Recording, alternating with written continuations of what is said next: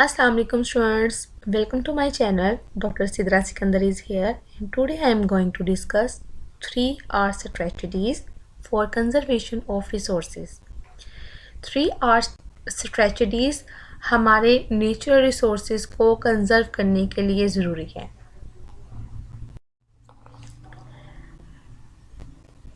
इस लेक्चर में हम लोग 3R स्ट्रेटजीज क्या हैं वो स्टडी करेंगे और 3R स्ट्रेटजीज में 3 स्टेप्स इंक्लूड हैं: रिड्यूस, रीयूज एंड रिसाइकल। हम लोग इनको स्टडी करेंगे और recycling is the good practice to conserve the natural resources. Recycling जो है वो एक बहुत अच्छी प्रैक्टिस है ताकि हम अपने नेचुरल रिसोर्सेज को यूज़ करने के बाद उसको अपने फ्यूचर के लिए कंजर्व करके रखें। Why we have to need conservation of resources, हमें जो है नेचुरल रिसोर्सेज को कंजर्व करने की ज़रूरत क्यों पेश आई? हमें इसलिए इसकी ज़रूरत पेश आई क्योंकि इस वक्त हमारे पास रिसोर्सेज की जो क्वांटिटी है वो बहुत ज़्यादा कम है। यानी क्यों पेश आती है? लैक ऑफ नेचर रिसोर्सेज, यानी हमारे पास नेचर रिसोर्सेज बहुत ज़्यादा उसकी कमी है। Too much use of fossil fuels, और आज के ज़माने में हम लोग फॉसल फ्यूल्स का बहुत ज़्यादा यूज़ कर रहे हैं। कहाँ यूज़ कर रहे हैं? इन transport, in house hold appliances, यानी हम ट्रांसपोर्ट में इसका बहुत यूज़ कर रहे हैं। इसके अलावा हम अपने घरेलू घर के बहुत ज़्यादा अप्लाइंसेस में, बहुत ज़्यादा चीज़ों में इसको यूज़ कर रहे हैं। We have limited quantity of fossil fuels presently, इसके अलावा हमारे पास फॉसल फ्यूल्स की बहुत ज़्यादा लिमिटेड महदूद क्वांटिटी है। Unwise use should be stop, हमें इसको बेजा इस्तेमाल नहीं करना, हमें इसको एक सोचे समझे स्कीम के तहत इसका इस्तेमाल करना है और इसके अनवाइज यानी कि बेजा इस्तेमाल को शुड बी स्टॉप, उसको रोकना है। नीड टू बी कंजर्व, और हमें यूज़ करने के बाद कुछ रिसोर्सेज को अपने फ्यूचर के लिए कंजर्व करके रखना है और इस मकसद के लिए we have to adopt the 3R strategy. इसके मकसद के लिए हमें 3R की जो हदायत पर उस पर वो इख्तियार करना है। और अब है 3R स्ट्रेटजीज होता क्या?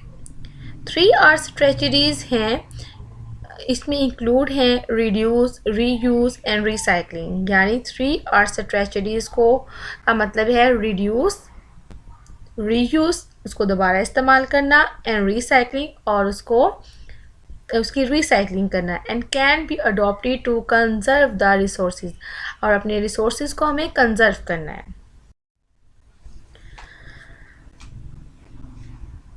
थ्री आर स्ट्रेटजीज का फर्स्ट पॉइंट है रिड्यूस, यानी हमने अपने नेचुरल रिसोर्सेज को कम से कम इस्तेमाल करना है। अब reduce of the non gradable objects, हमें नॉन बायोग्रेडेबल ऑब्जेक्ट्स को कम से कम इस्तेमाल करना है। ऐसे नॉन बायोग्रेडेबल ऑब्जेक्ट्स वो चीज़ें होती हैं जिसको हम बार बार इस्तेमाल करते हैं और वो डैमेज नहीं होती, डिकम्पोज नहीं होती, यानी टूटती फूटती नहीं है, ख़राब नहीं होती।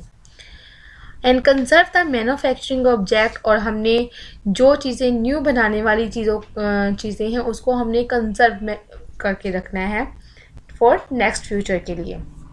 अब ये नीचे डायग्राम दिखाई दी गई हैं आपको, डिफरेंट व्यूज़ दिखाए हैं। फॉर एग्जांपल हमने जार है, उसको हमने फर्स्ट यूज़ के बाद उसको वेस्ट नहीं करना, हम उसको अदर ऑब्जेक्ट्स को के यूज़ के लिए हम उसको रख सकते हैं। फॉर एग्जांपल हमने इसमें ग्रीन किचन्स के रख दिए हैं, डिफरेंट दालें जो हैं वो जार्स में डाल के रख दी हैं और उसको कंजर्व कर लिया।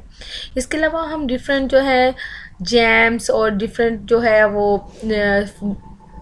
स्टोर जो थिंग्स है उसके अंदर स्टोर कर सकते हैं। इसके अलावा हम इसको किचन में इसको प्लांटेशन के लिए भी यूज़ कर सकते हैं। ये नीचे डिफरेंट इसके व्यूज़ दिए हैं कि हम लोगों को इसको वेस्ट नहीं करना चाहिए, हमें इसका इस्तेमाल को न्यू थिंग्स के इस्तेमाल को रिड्यूस करके थिंग्स को यूटिलाइज़ करना चाहिए। और ये आपको नीचे इस साथ में डायग्राम दी गई है कि इसमें हम लोगों ने क्लॉथ्स दिखाई दे रहे हैं, आपको डिफरेंट जो है ये जार्स दिखाई दे रहे हैं कि इसको हम लोगों ने क्या करना है कि कम यूज़ करना है और एक तो यूज़ कम करना है, दूसरा हम लोगों को न्यू चीज़ बाय करने के बजाय इसी को हम लोग अगेन एंड अगेन जो है वॉश करके यूज़ कर सकते हैं। यहाँ डायग्राम में डिफरेंट ऑब्जेक्ट्स आपको दिखाई दे रहे हैं। ये हैं हम जो है रिसोर्सेज को कैसे रिड्यूस कर सकते हैं, उसके यूज़ को, और वेस्ट नहीं करना हमने। नेक्स्ट में हम लोग स्टडी करेंगे कि ये रीयूज़ यानी कि 3R स्ट्रेटजीज़ का जो सेकंड पॉइंट है रीयूज़। हम लोगों ने resources non biodegradable objects should be used again and again, कि हमें नॉन बायोडिग्रेडेबल ऑब्जेक्ट्स जो हैं जो कि ब्रेक डाउन नहीं होते, डिकम्पोज नहीं होते, उसको हमने बार बार यूज़ करना है, उसको अगेन एंड अगेन यूज़ करना है and don't throw them after first use, और इसको फर्स्ट यूज़ के बाद उसको वेस्ट नहीं करना। आपको डिफरेंट डायग्राम्स शो हो रही है नीचे, ये क्लोथ शो हो रही हैं, फर्नीचर शो हो रहा है, इसमें डिफरेंट आपको लैम्प्स दिखाई दे रही हैं, बैग्स, पॉलीथीन के बैग्स आपको दिखाई दे रहे हैं ये और ये जो है कि हम लोगों ने इसको यूज़ करने के बाद ये नहीं कि फ़र्स्ट यूज़ के बाद इसको वेस्ट कर देना, we have to use it again and again. और ये साथ हमें बेडशीट्स दिखाई दे रही हैं, क्लोथ्स दिखाई दे रहा है, इसके अलावा हम लोग के पास न्यूज़पेपर, क्राफ्ट्स दिखाई दे रही हैं, हम बैग्स शो हो रहे हैं और इसमें प्लास्टिक बैग्स दिखाई दे रहे हैं, ग्लास बोटल्स और जार्स शो हो रही हैं, plastic bottles, jugs and containers दिखाई दे रहे हैं। ये सारी की सारी ऐसी चीज़ें हैं जिसको हम फर्स्ट यूज़ के बाद इसको वेस्ट नहीं करते हैं, बल्कि we have to use it after washing again and again, कि हम इसको वॉश करने के बाद अगेन एंड अगेन यूज़ कर सकते हैं। थर्ड स्टेप 3R स्ट्रेटजीज़ का रिसाइकलिंग आता है, कि रिसाइकलिंग में क्या करते हैं कि वेस्ट ऑब्जेक्ट्स, अब हम लोगों ने इसको थिंक का यूज़ भी कम कर दिया है, रिड्यूस भी कर दिया है, इसके अलावा हम लोगों ने इसको अगेन एंड अगेन यानी कि रीगेन यूज़ भी यानी कि री यूज़ उसका बार बार उसका यूज़ भी कर लिया, लेकिन अब जो चीज़ें हैं वो वेस्ट हो गई हैं, अब वो इस्तेमाल के काबिल भी नहीं रही, तो हमने क्या करना है, उस इन मटेरियल्स को क्या करना है, रिसाइकलिंग करवानी है, कि वो अब इस्तेमाल के काबिल नहीं रही। अब इसका पर्पज़ क्या है कि इसको वेस्ट करने की बजाय हमें इसको रिसाइकल करवाना चाहिए। Waste objects of non biodegradable materials should be collected, इस पर्पज़ के लिए हम इसको कलेक्ट करते हैं, इसको क्लीन करते हैं, इसको मेल्टेड करते हैं और mould into the new objects. उसके बाद उसकी हम लोग उसकी क्या करते हैं, इसको न्यू ऑब्जेक्ट्स में मोल्ड करवा देते हैं। अब देखें इसमें क्या है कि ये टायर्स हैं, पिक्चर में आपको टायर दिखाई दे रहे हैं कि अब ये यूज़ के काबिल नहीं है, तो इसको हम लोग या तो इसको यूज़ कर सकते हैं डिफरेंट ऑब्जेक्ट्स के तौर पे, या फिर अगर ये वेस्ट हो गए हैं तो हम इसको रिसाइकलिंग करवाएंगे। प्लास्टिक की बोतल्स हैं, अब वो वेस्ट हो गई हैं तो इसको भी रिसाइकल करवाना चाहिए। यहाँ पे आपको प्लास्टिक की बोतल्स दिखाई दे रही हैं, मिक्स पेपर्स दिखाई दे रही हैं, स्टील कैंस, मेटल्स दिखाई दे रही हैं, न्यूज़पेपर, ये सब की सब रिसाइकल्स हो सकती हैं। तो इस मकसद के लिए रिसाइकलिंग के डिफरेंट स्टेप्स हैं।